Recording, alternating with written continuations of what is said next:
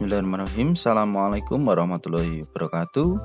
Jumpa lagi di channel YouTube Rivanesta, masih di sudut edukasi belajar mudah dan menyenangkan. Bagaimana kabar adik-adik sekalian, khususnya untuk siswa-siswi kelas 3? Semoga hari ini kita semua dalam keadaan sehat, karena dengan kondisi yang sehat pastinya kita bisa melakukan berbagai kegiatan yang kita inginkan. Dan dengan kondisi yang sehat pula, kita bisa belajar bersama untuk membahas soal-soal dari buku penilaian Bu Pena untuk SD ATMI kelas 3 ya. Dan kali ini kita masih di buku 3D tema 8 Praja Muda Karana. Dan untuk kesempatan kali ini akan kita bahas di tema 8 subtema 3 pendamping pembelajaran 1. Oke, langsung saja kita menuju ke soal yang akan kita bahas ya, serta sedikit materi yang ada. Tapi sebelumnya mungkin apabila yang masih ketinggalan pembahasan sebelumnya bisa dilihat di playlist Bu Pena kelas 3. Ya adik-adik, kita ke halaman 147 ya. Tema 8 subtema 3 ya, aku suka bertualang. Untuk pendamping pembelajaran 1 dimulai dengan muatan bahasa Indonesia. Ini menjelaskan rambu lalu lintas berupa rambu perintah ya. Jadi rambu lalu lintas itu ada beberapa ya, diantaranya adalah rambu perintah. Nah, kita lihat di sini ya. Untuk rambu perintah itu berbentuk lingkaran berwarna dasar biru dengan gambar ya. Lingkaran warna dasar biru dengan gambar atau tulisan berwarna putih dan merah. Semua rambu lalu lintas di jalan raya berguna bagi semua pengguna jalan agar terhindar dari kecelakaan. Nah, ini contohnya ya. Ini karena warnanya hitam putih jadi kelihatannya hitam putih. Sebenarnya warna dasarnya adalah biru ya adik-adik sekalian. Kemudian gambarnya itu adalah putih atau tulisannya putih seperti ini ya. Ini adalah wajib belok kanan ya. Untuk yang ini wajib belok kanan. Nah, ini dasarnya biru, sininya putih harusnya. Kemudian ini ya, ada tulisan 60 km. Itu artinya kecepatan maksimum adalah 60 km. Kemudian ini ya, tanda seperti ini adalah wajib masuk lajur kiri. Nah, ini beberapa contoh rambu perintah. Itu mungkin sedikit materinya. Sekarang kita menuju ke ayo berlatih ya. Ayo berlatih di sini. Nah, ini ada teks tentang rambu perintah ya. Kita diminta untuk membaca dengan seksama. Bersepeda motor bersama ayah. Pada hari Minggu, Tony bersama ayahnya pergi ke alun-alun kota untuk bermain. Mereka pergi menggunakan sepeda motor. Di jalan raya, Tony melihat banyak rambu lalu lintas yang terpasang di tepi jalan. Ayah mengendarai sepeda motor dengan tertib. Ayah selalu mengikuti petunjuk sesuai dengan rambu lalu lintas. Tony memperhatikan ayahnya membelokkan sepeda motor mengikuti rambu lalu lintas berbentuk lingkaran berisi tanda panah ke arah kiri dengan warna dasar biru. Ayah mengatakan bahwa rambu yang berwarna dasar biru dan gambarnya putih merupakan rambu perintah. Para pengendara harus mengikuti apa yang ada dalam rambu tersebut. Tony sangat senang karena dapat memahami rambu lalu lintas. Oke ya, itu adik-adik tadi teks tentang rambu perintah. Nah, sekarang berdasarkan teks tersebut kita diminta untuk mengerjakan beberapa soal yang ada ya. Di sini ada 3 buah soal. Soal yang pertama, tulislah informasi tentang rambu lalu lintas yang terdapat pada teks di atas. Lah, informasinya itu apa? Di sini udah saya jelaskan.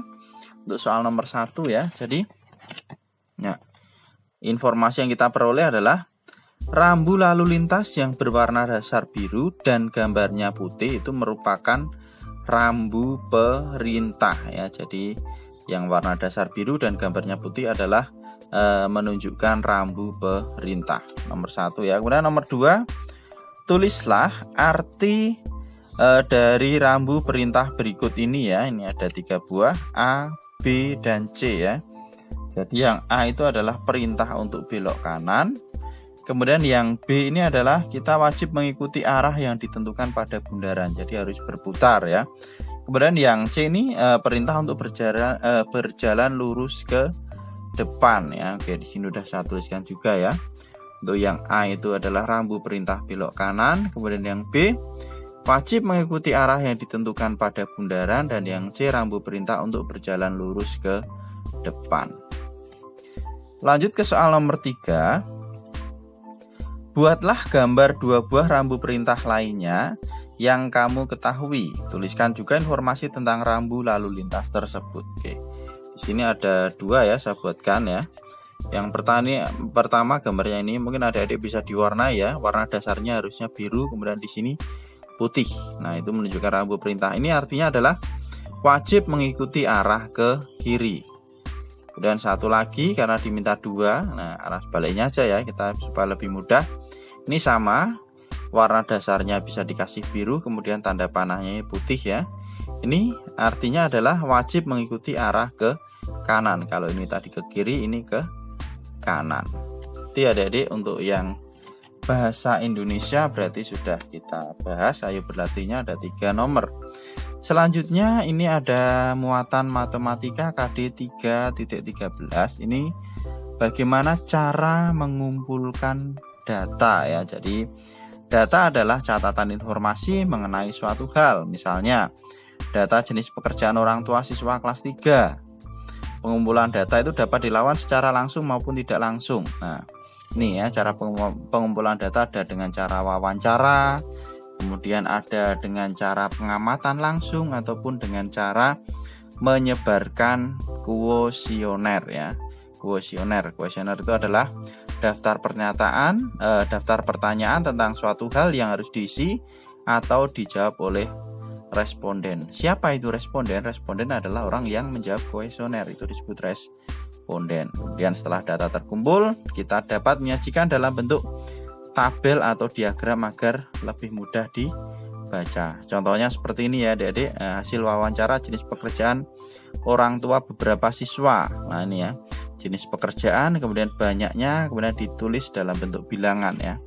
Oke, kita lihat di sini ya. Misalnya ini ada yang pegawai negeri, banyaknya ada, kita buat dalam bentuk turus dulu ya. Ini adalah 5, ini 3, berarti 8. Kemudian yang pegawai swasta dihitung, misalnya 1, 2, 3, 4, 5. Oh, kita hitung berarti 5 ya. Dibuat seperti ini ya adik-adik, itu supaya lebih memudahkan ya. Nah ini sekarang ada contoh keterampilan kinerja praktek ya. Kita diminta untuk melakukan wawancara mengumpulkan data tentang ekstrakurikuler yang digemari oleh 10 siswa di kelas ya. Berarti 10 siswa. Misalnya di sini berarti ekstranya ada 4 buah ekstra, paduan suara, musik, futsal, dan pencak silat. Karena 10 siswa misalnya, yang paling banyak yang suka paduan suara misalnya 1 orang ya. Kemudian yang suka musik 1 orang, kita buat dalam bentuk turus. Kemudian yang suka futsal misalnya ada 5 orang, 1, 2, 3, 4, 5. Nah ini misalnya ya. Kemudian yang suka pencak silat misalnya ada 3 orang, karena jumlah siswanya ada 10 lah. Sekarang ini kita tulis dalam bentuk bilangan ya. Ini tadi 1, ini 1, ini 5, ini 3 lah. Seperti ini ya. Seperti itu ya adik-adik. Jadi di data ini dalam bentuk turus, kemudian ini dalam bentuk bilangan. Jadi banyak siswanya kita hitung dulu. Biasanya untuk lebih mudahnya seperti itu. Itu adik-adik untuk bagaimana cara mengumpulkan data. Selanjutnya ada muatan pelajaran SBDP ya, di pendamping pelajaran 1 yang terakhir ini, menghias gambar dengan unsur rupa. Jadi unsur rupa digunakan untuk menyusun karya, salah satunya karya dekoratif ya. Jadi unsur rupa itu terdiri atas titik, garis, bidang, dan warna. Nah ini titik seperti ini, garis seperti ini, kemudian bidang seperti ini, dan warna. Nah, warna itu berarti ya warna merah, kuning, hijau. Nah itu ya. Keempat unsur rupa tersebut juga dapat digunakan untuk menghias gambar berupa bidang lain yang lebih besar. Nah, bagaimana cara menghiasnya? Yaitu dengan mengisi bidang yang lebih besar dengan unsur rupa tersebut. Bisa diisi dengan titik, garis, warna. Nah, ini. Oke, kemudian pengisian bidangnya juga sebaiknya memperhatikan ukuran dan komposisi supaya hasilnya nanti lebih indah. Nah, di sini ada yuk berlatih adik-adik sekalian. Nah, ini bisa dihias ya, diminta untuk menghias. Gunakan kombinasi titik, garis, bidang, dan warna dalam menghias gambar nih sesuai dengan apa yang adik inginkan ya. Ini jadi di sini mungkin bisa dikasih warna apa, atau mungkin dikasih tambahan bidang-bidang lingkaran atau garis-garis supaya menjadi menarik. Kemudian ini layarnya juga bisa diwarnai ya. Nah, ini mungkin lebih banyak unsur warnanya kalau yang sini. Kemudian di sini warna sama juga bisa dikasih titik, garis maupun bidang untuk di perahu sebagai hiasannya ya. Mungkin itu adik-adik untuk yang SPDP bisa dikreasikan sendiri ya. Jadi untuk pendamping pembelajaran 1 di tema 8 subtema 3 sudah kita bahas. Untuk pendamping pembelajaran 2 kita bahas di video berikutnya. Terima kasih sudah meluangkan waktu untuk belajar bersama. Mohon maaf apabila ada kekurangan. Silahkan pertanyaan atau saran bisa dituliskan di kolom komentar, dan yang masih ketinggalan pembahasan sebelumnya bisa dilihat di playlist Bu Pena kelas 3. Cukup sekian mungkin untuk video kali ini, dan saya akhiri. Assalamualaikum warahmatullahi wabarakatuh.